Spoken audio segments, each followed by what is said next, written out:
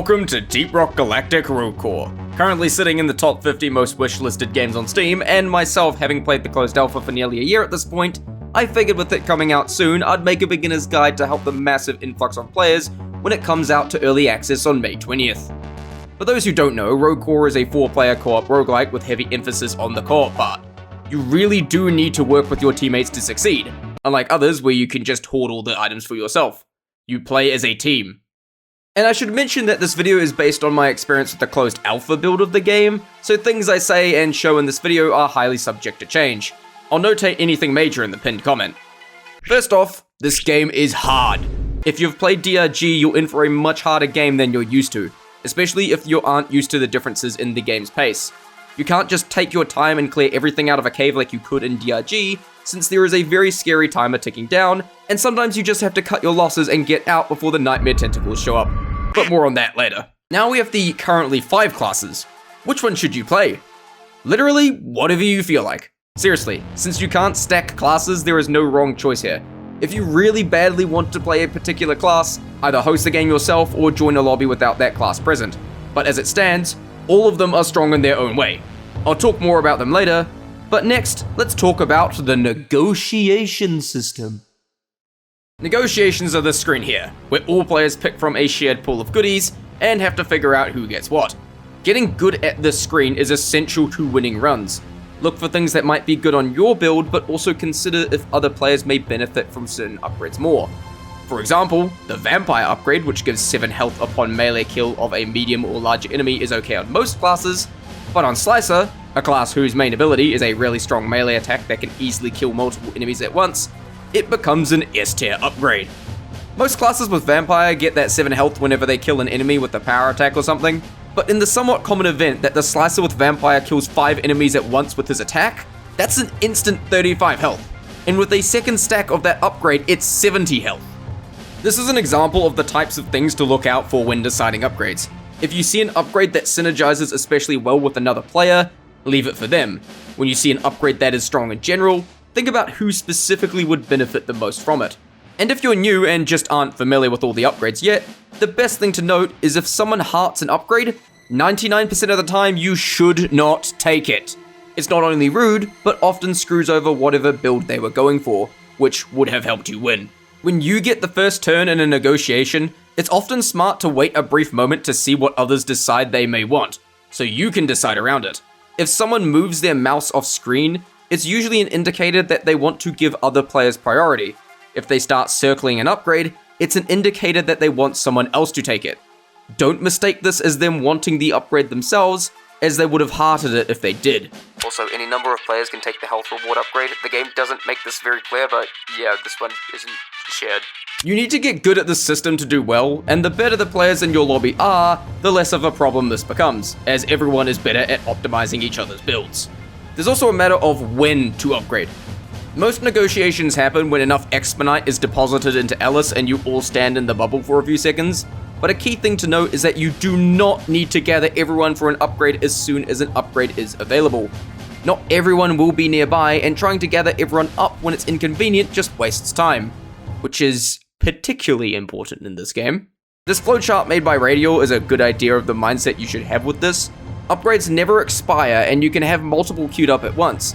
If it's not convenient to gather everyone up at the moment, just wait for a moment when it is. Like when you're all traveling together, get to the elevator, or are gathered around a point of interest. Still, pay attention to when this thing pops up on your screen. And when it does, look back and check to see if they're in a spot where you can jump in with everyone else to cash in the upgrades. Moving on from negotiations and Alice for the time being, there are 2 types of upgrades that aren't subject to the system. Those being the bio boosters and workbenches. One of each will always spawn on every stage, so you'll want to look for it before leaving. The bio boosters are affected by the bio booster decks that you have in your class, and the workbench allows you to enhance your class ability, upgrade a weapon you have, or get a new weapon. Again, these are guaranteed to spawn on every stage, so be on the lookout for them and check your terrain scanner to help you find them.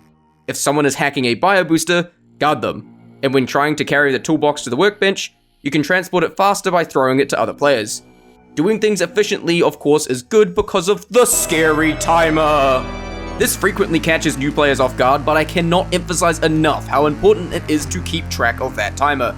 You'll know whenever the next swarm is due to hit, and you can plan around it by not starting events during a swarm, as the event itself triggers a swarm and therefore risks overlapping 2 swarms at once. But more importantly, you don't want to let that timer hit red before you begin booting the elevator. Once the timer hits red, an endless swarm will begin, and more importantly, these cosmic nightmare tentacles will spawn. They cannot be killed, only pushed back, and if they grab you, they'll try to drag you into the ground where you can't be revived until next stage. That's only if at least one of your teammates makes it on the elevator. Ideally, you want to try get every dwarf on the elevator, as any player that doesn't make it will need to be saved from a cocoon at the start of the next stage, which wastes time. But sometimes in a desperate moment, you will have to be the only dwarf that makes it. If any players are trapped, get them freed as fast as possible when the next stage starts. And I alluded to these earlier, but you also have the Expedite events. These will spawn in the caves and will take a bunch of time to do should you choose to engage with them, but succeeding will reward you with a large chunk of Expedite.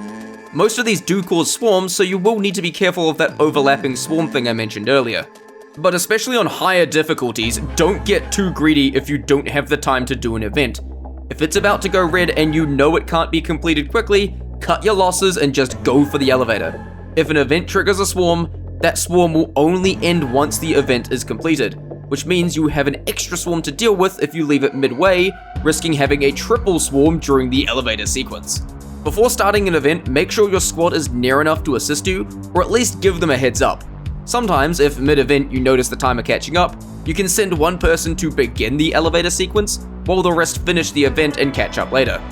If you find the elevator but notice there's still a lot of time left, there's a good chance there's more stuff you may have missed. Check your terrain scanner for blank, unexplored spots. There may be an entire other cave after the one with the elevator. So yeah, time management is really important in this game. But now lastly, let's talk about the Reclaimer classes themselves. Like I said before, there really is no wrong class to play, but given you can't stack them, it's smart to get good at more than one of them. So here's some advice for each. Your ability to mark enemies for crit is strong, especially given how many upgrades synergize with crit. Remember that enemies marked with crit will be affected by damage from any player, not just you. When dealing with groups of enemies, it's sometimes smarter to just shoot the ground, so you can mark multiple enemies with crit at the cost of shorter duration should they leave the marked zone. For single high priority targets, you can just hit them directly to make it last longer. Either way, try to prioritize whatever enemies you think should die first. Seeking out enemies is also helped by the radar. This can clue you into what direction enemies are coming from, and when using the radar ping ability, it'll fire a pulse in the direction you're looking, pinging all enemies and various objects caught by it to your teammates. This is not only helpful to let teammates know exactly where a group of enemies is, but it can be used to find other objects hidden behind walls, such as ammo, armor, workbenches, boosters, and buckets. Dear God, there's more. No! Also, the radar can detect cave leeches, so if you notice a mysterious red dot with seemingly no enemy there, check the ceiling. Lastly, the spare ammo crate. This can be dropped and restores the same amount of ammo as a resupply, but only the ammo. This is restored every time you take a normal resupply, so get in the habit of chucking it down before taking a resupply. Even if you don't need it, it can be shared with a teammate and prevent them from needing to double dip. You'll often use the ammo crate on yourself, but watch for teammates with low ammo, as it can save them in a pinch. Slicer is the king of melee damage. The Slice ability is fast, can hit any number of enemies caught in its range, and can't friendly fire, making it good for clearing groups off teammates. Upgrades that synergize with melee damage are almost always really good on Slicer for obvious reasons. Slicer also has the Blitz ability, which is a short dash that can go in any direction, meaning it can be used to quickly dodge or as a double jump. But if you dash into a sloped surface at such an angle that you can't stand on it, you'll get sent a lot further than usual. So yes, Slicer can in fact trim.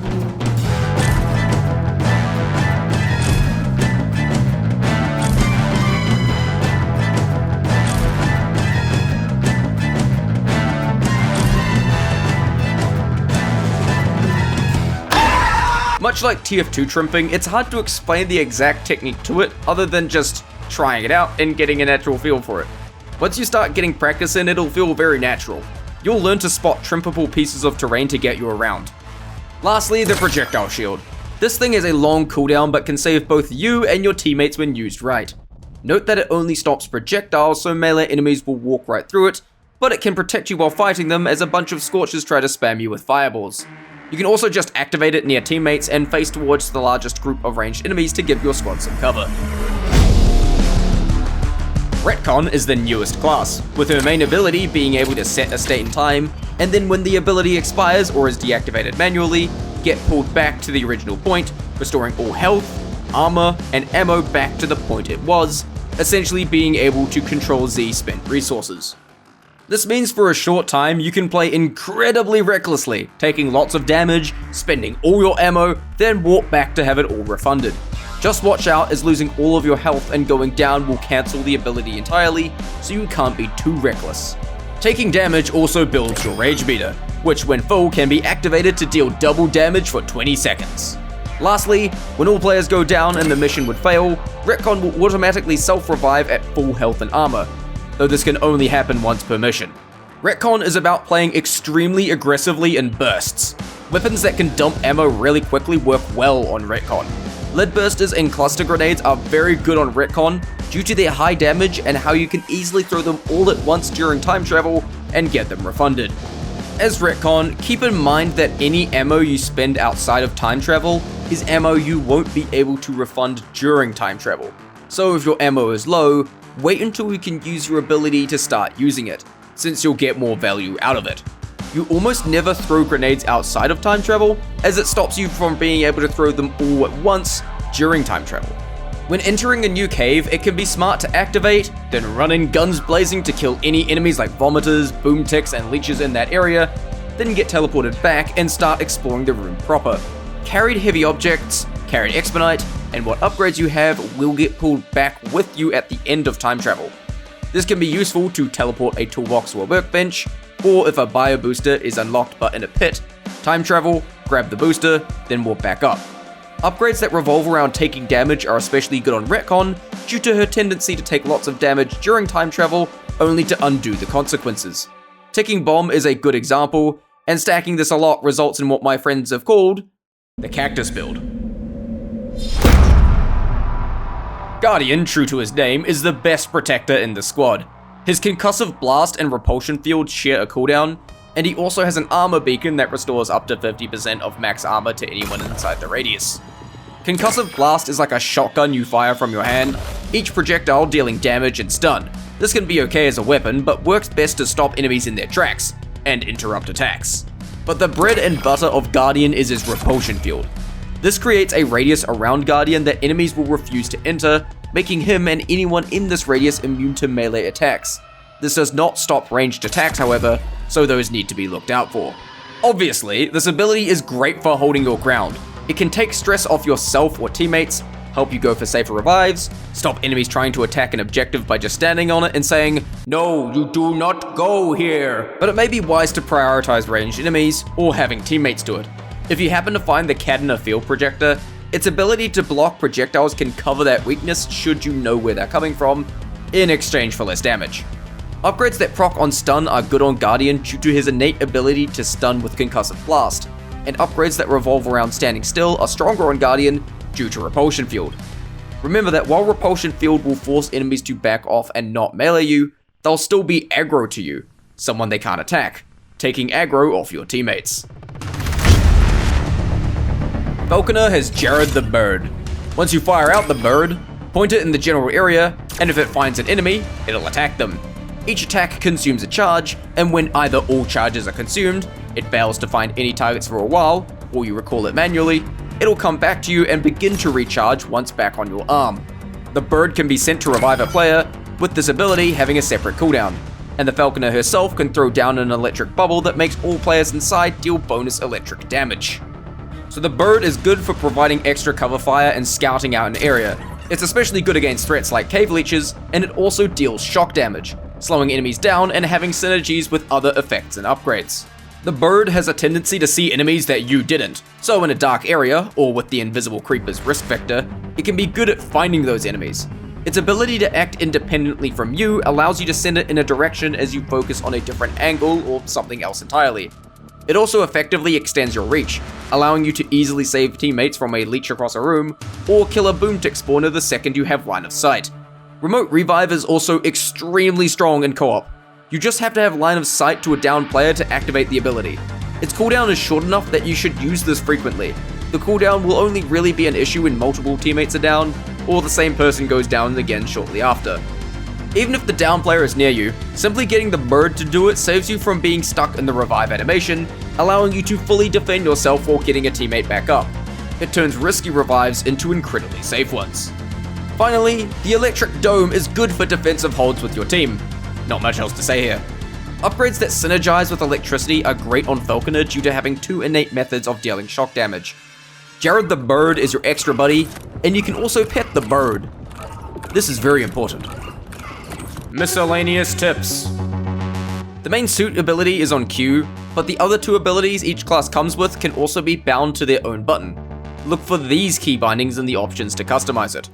The efficient upgrades risk vector, which decreases upgrade cost by 15%, is more valuable the earlier you get it in a run, as it'll mean more upgrades over the course of a run.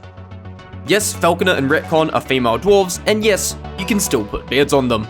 The flare gun is the worst starting equipment, especially since unlike in DRG, the main mineral you want glows, so you can often ignore the flare gun.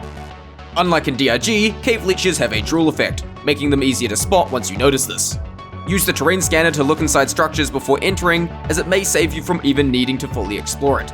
Freezing the green bulk detonator as it dies will make it explode into big exponite chunks, which saves a lot of time compared to mining out the whole Not Crassus ball. And finally, you can annoy Omega by pressing this button. Do not press that button, Reclaimer.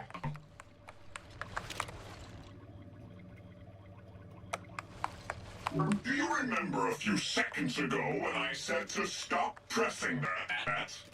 I remember.